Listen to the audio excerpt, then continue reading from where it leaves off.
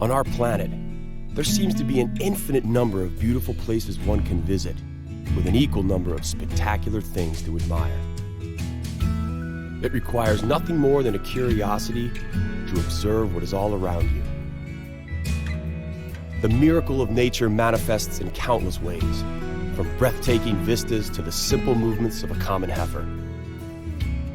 The purpose of this program is to present you with the extraordinary diversity of our miraculous blue planet so that you can discover these things for yourself. In today's episode, we will visit two different corners of our planet. While these places are thousands of kilometers apart, spiritually, they are more like close relatives. Our first stop is Ethiopia in East Africa. It is dissected by the great African Rift Valley, which is considered by many to be the cradle of humankind. In Ethiopia, we will also encounter a hyena herdsman. After that, we will cross the Atlantic Ocean to a country which surprisingly has a lot in common with East Africa. Rastafarians from Jamaica believe that the Ethiopian emperor Haile Selassie, believed to be the Black Messiah, led his people to the promised land, Ethiopia. Watching in awe as the Duns River Falls and YS Falls tumble down, it feels like Jamaica could be a paradise on earth.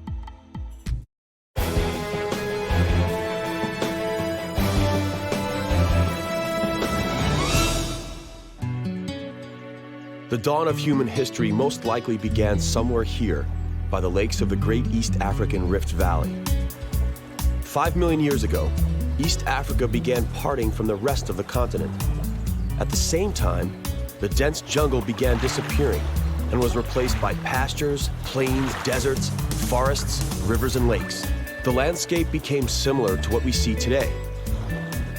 These changes to the landscape forced our predecessors to stand on their rear two legs. An upright position enabled them to see much further in the tall grass of the savanna, and so they could spot potential prey or predators easier. Dissolved alkaline rocks give the brownish color to Longano Lake, which is said to resemble English tea with milk. Due to the particular chemical composition of the water, people may bathe and fish here without fear of getting infected with schistosomiasis, an otherwise debilitating disease.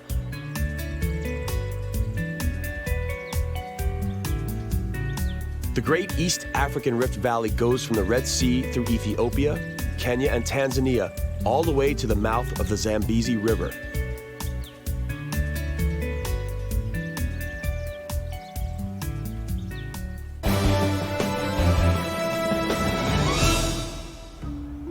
Some 150 years ago, Darwin proclaimed, the first human being was an African. We may encounter one of the oldest predecessors of the human race in Ethiopia. All we have to do is visit the National Museum. In 1974, the American paleontologist John Johansen discovered one of the most significant hominid remains ever found. It was an almost intact skeleton of the 3-million-year-old species Australopithecus afarensis. The skeleton, named Lucy, belonged to a woman who drowned. Thanks to the volcanic mud in which the bones were trapped, it remained extremely well preserved. The skeleton is known the world over as Lucy after the Beatles' hit Lucy in the Sky with Diamonds, which was often heard on the radio at the time.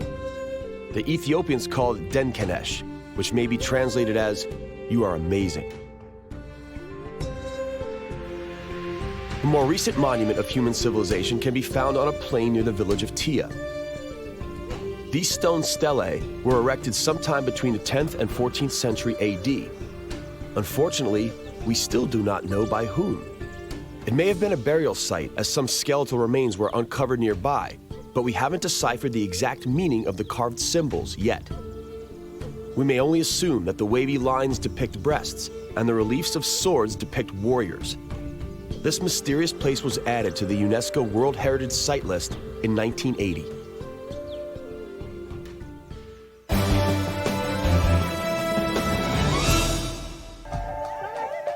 Teff, or love grass, is the tiniest cereal in the world. Its grains are plentiful in protein.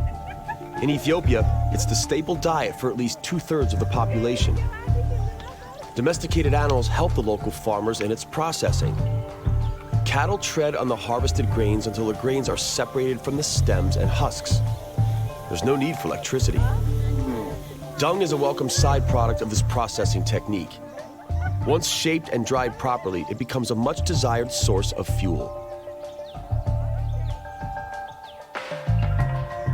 Coffee bushes are often planted beneath fully grown trees called coffee mamas to provide the much needed shade. Coffee bush has stunning white flowers, which ripen into berries not unlike cherries. Each contains 2 coffee grains, which are removed when dry. The locals are very experienced in growing this plant. Ethiopia is a country renowned for its coffee export. It makes up for 2/3 of the country's foreign exchange income. The expression coffee actually comes from the earlier name of the Kaffa province.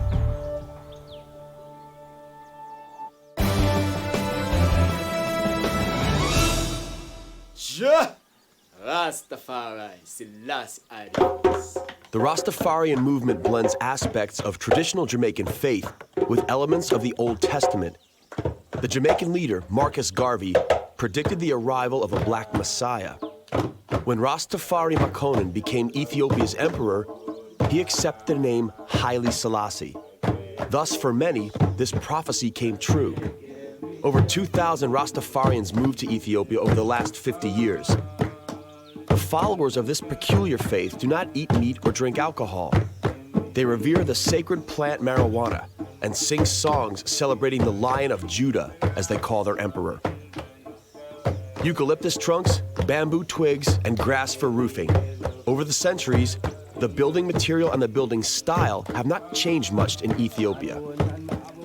There was no need to, since it stood the test of time. It requires a skilled builder and helpers capable of tying a good bamboo knot. A house like this one can be finished in about 2 weeks and should last close to 15 years.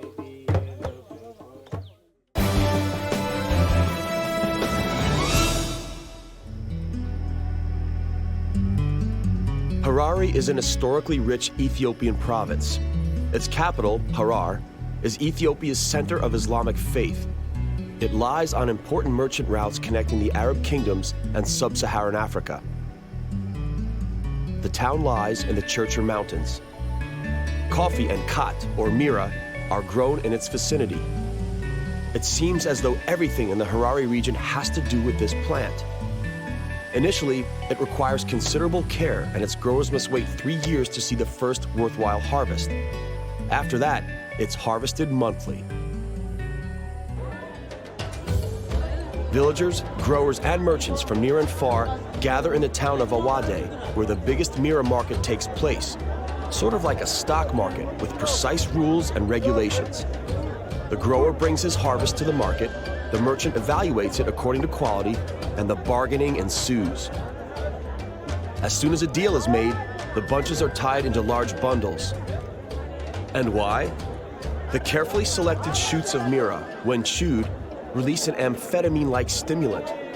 This is caused by an alkaloid called cathinone, which brings on a pleasant feeling of relaxation, extends periods of activity at the expense of attention span, and reduces the feeling of heat and hunger. It's completely taken over the town of Awade, where coffee was initially cultivated. Perhaps they'd even saved the town.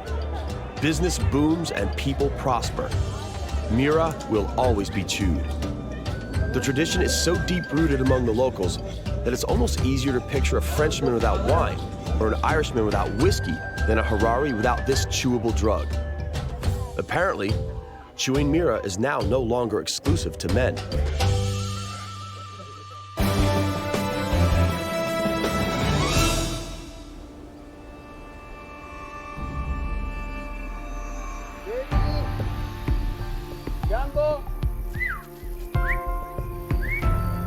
Dusk falls and feeding time comes. Each evening, Mr. Yusuf leaves for the savannah to see his hyenas. They all have names and are fed camel meat. The Harari people have maintained a close-knit relationship with hyenas over the centuries. Some even believe that they can rid themselves of evil spirits only by passing close to a hyena. Spotted hyenas were initially called the laughing hyenas because they emit a strange sound similar to human laughter. They are often considered to be scavengers, even though they are a feared predator. They have massive jaws, strong enough to crush elephant bones. The lion is the hyena's main competition in the food chain, and they often fight over prey. Sometimes, the hyenas steal a bit of the lion's kill, and sometimes, it's the other way around. Mr. Yusuf has been doing this his whole life. Hyenas can be dangerous and unpredictable, so please, don't try this at home.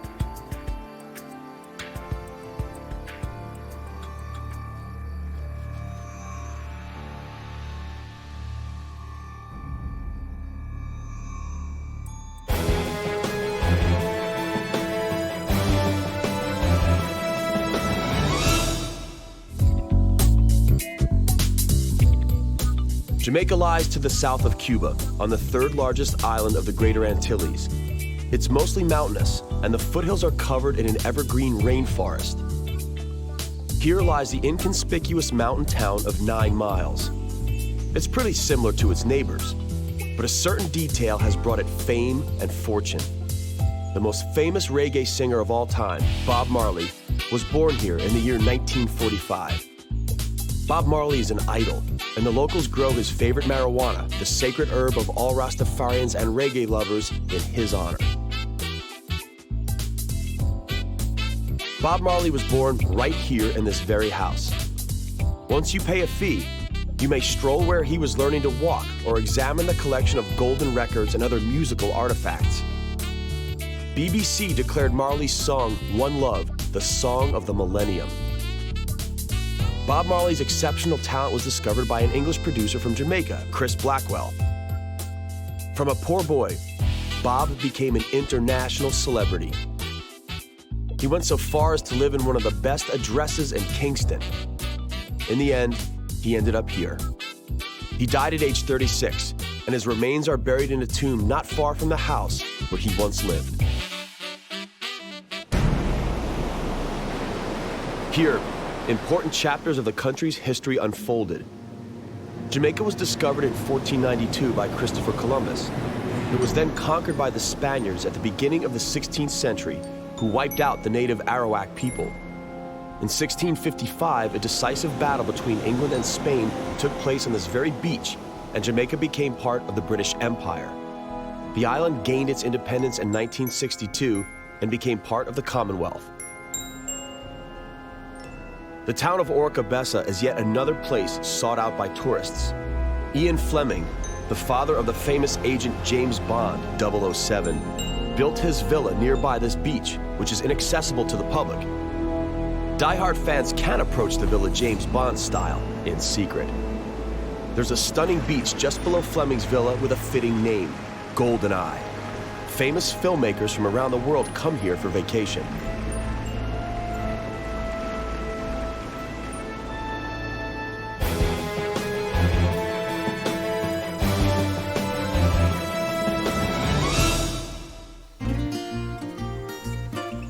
Whoever comes to Jamaica shouldn't miss this spectacular natural attraction, the Dunn's River Falls. The river forces its way through dense rainforest en route to the ocean and overcomes countless cascades and rocky thresholds.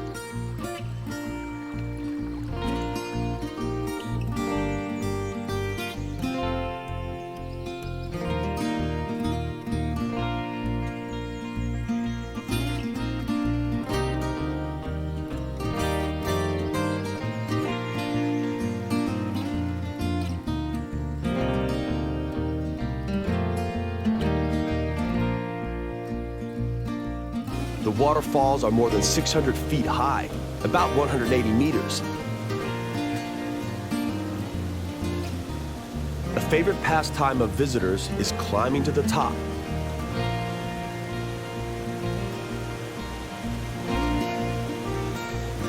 The way up takes about 3 hours, but because it's in the shade and because you're surrounded the whole time by a fine mist, it makes for a refreshing walk. Just watch your step.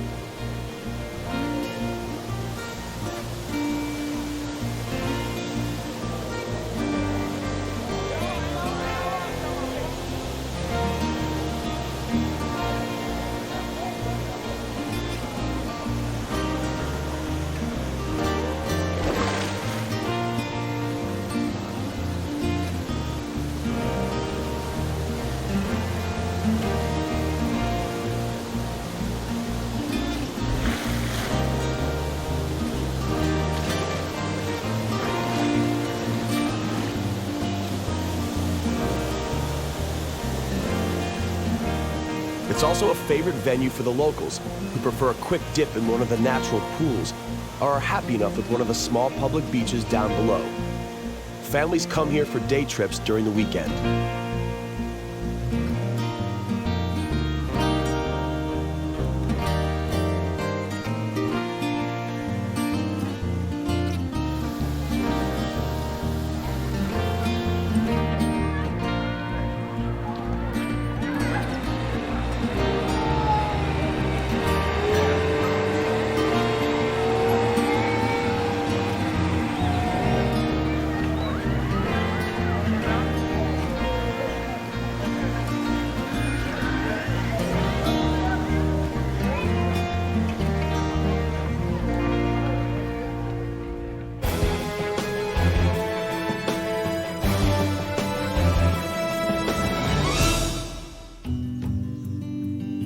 Unlike what the name might suggest, the Blue Mountains are actually completely green. They're 20 kilometers north from the capital of Kingston, and the only blue thing about them is the surrounding sky.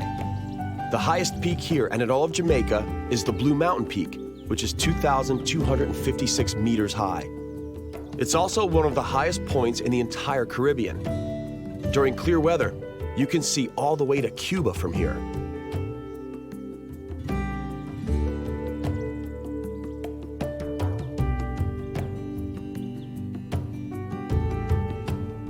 The people living in small villages usually travel to the capital for work, or they farm. There are excellent conditions here. It's cool and misty at altitude, but it never freezes. Vegetation thrives. Over 500 types of plants grow here. Many were brought along by the colonists. The Spaniards brought the royal palm from Cuba. Rhododendrons came all the way from the Himalayas. Eucalyptus comes from Australia. Bamboo, lilies of the valley, and ginger originate in the Far East, but what thrives best of all is coffee, brought from Ethiopia. Coffee cultivation has become a very profitable business. Jamaican coffee is one of the best and most expensive in the world. The renowned Jablum coffee is grown in the Blue Mountains. Jablum is an acronym made up from the words Jamaica Blue Mountains.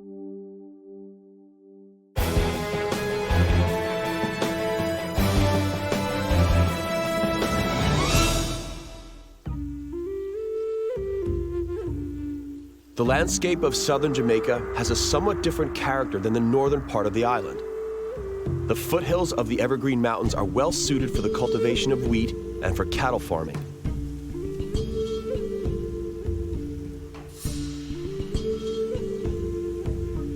On one of the farms, racehorses are bred.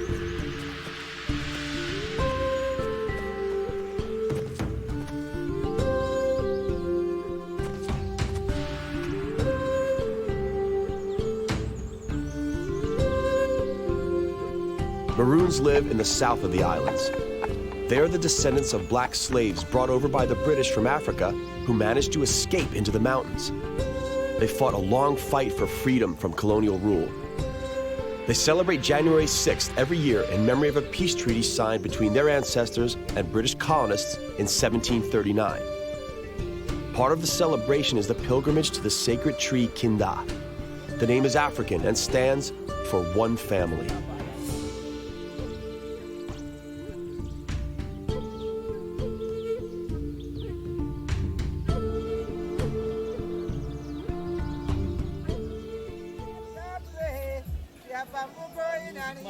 Timber was once floated into town on the river Martha Brae. Rafts were built then the same way they are built now, using bamboo. Today they are only used for tourist sightseeing groups. The raft men revere the Martha Brae River. She was the Indian empress of the Arawak people and knew where the entrance to a secret cave full of gold was. One day she lured greedy Spanish prospectors into the cave and then had it flooded. Now, the drowned men must guard the cave's secret for eons. According to one of the local captains, the river is navigated by some 80 rafts. Apparently, they are of exceptional quality, and the journey is usually smooth and safe. No piranhas or crocodiles live in the river. It isn't hard to build a raft. First, bamboo is cut down in the forest using a machete, and the bamboo rods are then tied together using wires and ropes. Within 5 days, the floating device is complete. Black River, the capital of the southwestern region, was named after a river that flows into the sea not far from here. It's one of Jamaica's longest rivers. The Spaniards once named it Rio Caubana, which means Mahogany River. In English, it was simply called Black because of the vegetation decomposing on the riverbed. Today, life flows relatively peacefully, but in the 19th century, this was one of Jamaica's busiest ports.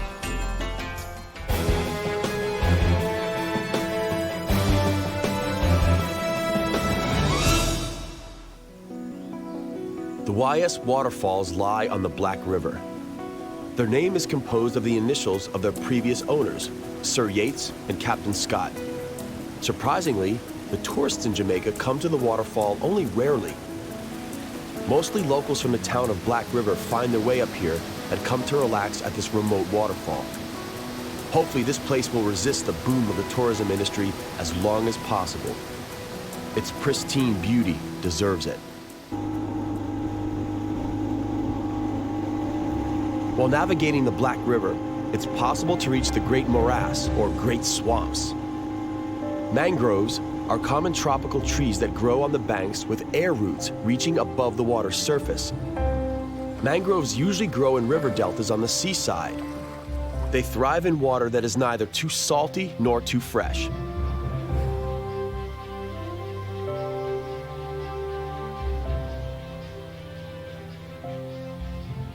Dry mangroves are dealt with by armies of termites.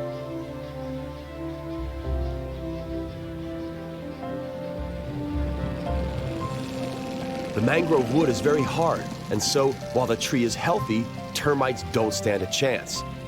As soon as it dries out, however, they go to work. The swamps are an ornithologist's paradise. 300 types of birds live here, ranging from herons to flamingos and even ducks. With a little bit of luck, a hummingbird may be spotted. It's Jamaica's national bird.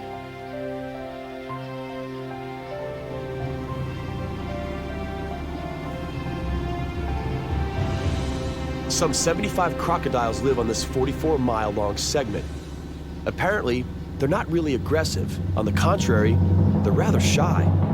It may be wise, though, to remember that a crocodile is capable of crushing a cow with its jaws.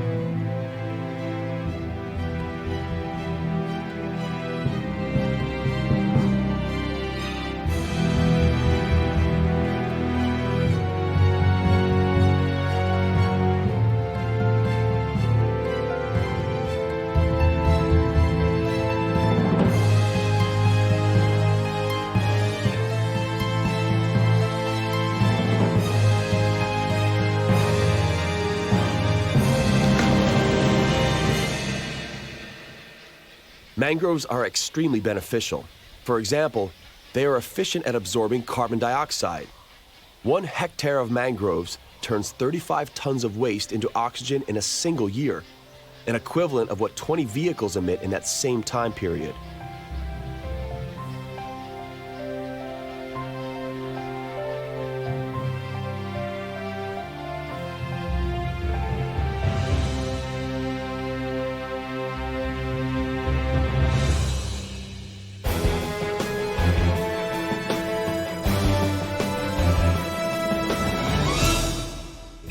Our journey to the miraculous nooks of our planet comes to an end for now. On the next exploration of our compelling and bountiful planet Earth, we will visit the Masurian Lake District, which is an impressive water world in northeastern Poland. We will then trade in the cool Baltic region for the tropical Caribbean. Here we will prove that it would be wrong to link the Cuban province of Guantanamo only with the famous American naval base. To wrap things up, we will return to Europe's Mediterranean region to visit people of the Lipari Islands who continue to survive in the shade of ever-smoldering volcanoes. That's all right here on Miracles of Nature. We hope you'll join us.